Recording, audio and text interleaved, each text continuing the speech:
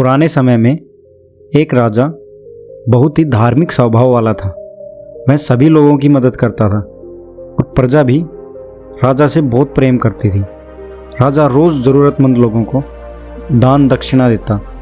एक दिन राजा के दरबार में एक संत पहुँचे और राजा ने संत का आदर सत्कार किया और संत को स्वयं भोजन कराया।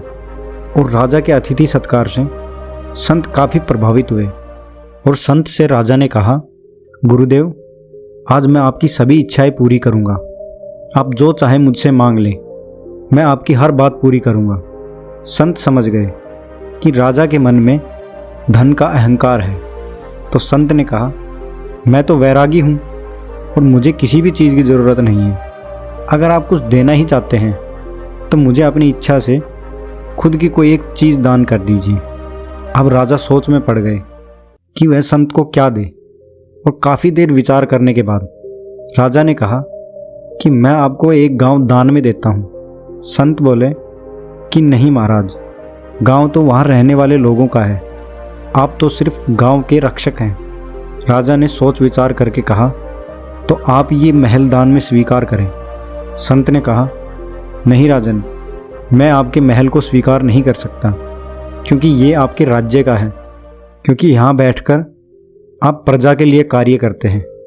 ये महल भी प्रजा की ही संपत्ति है।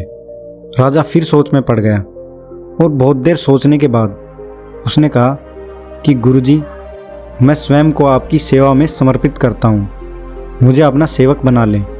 संत बोले कि नहीं महाराज, आप पर तो आपकी पत्नी और आपके बच्चों का अधिकार है तथा इस राज्य का अधिकार है। मैं आपको अपनी सेवा में नहीं रख सकता। संत की ये बातें सुनकर राजा बहुत परेशान हो गया। उसने कहा कि गुरुजी, आप ही बताइए कि मैं आपको क्या दान दूं। तो संत मुस्कुराकर बोले कि राजन, अगर आप मुझे कुछ देना ही चाहते हैं तो आप अपना अहंकार मुझे दे दीजिए, क्योंकि ये एक ऐसी बुराई है जिसे इंसान आसानी से छोड़ नहीं पाता। और इतिहास गवाह है, रावण, कंस और दुर्योधन अपने अहंकार की वजह से ही खत्म हो गए। और संत की बातें सुनकर राजा ने उनसे क्षमा मांगी और उन्होंने अपना अहंकार छोड़ दिया और कहा कि आज से मैं इस बुराई से हमेशा दूर रहूँगा। दोस्तों, आप अपने अहंकार को दूर करो ताकि आप जीवन को देख सको, क्योंकि जो इस दुनिया में जितना बड़ा अहंकारी है, समझ लो वह उतना ही बड़ा भिखारी है। ये अहंकार एक ऐसी दौड़ है जहाँ पर हर जीतने वाला हार जाता है। और अंत में एक बात कहना चाहूँगा कि अगर आप में अहंकार है और आपको गुस्सा आता है तो ज़िंदगी में आपको किसी और दुश्मन की ज़रूरत नहीं। धन्यवाद।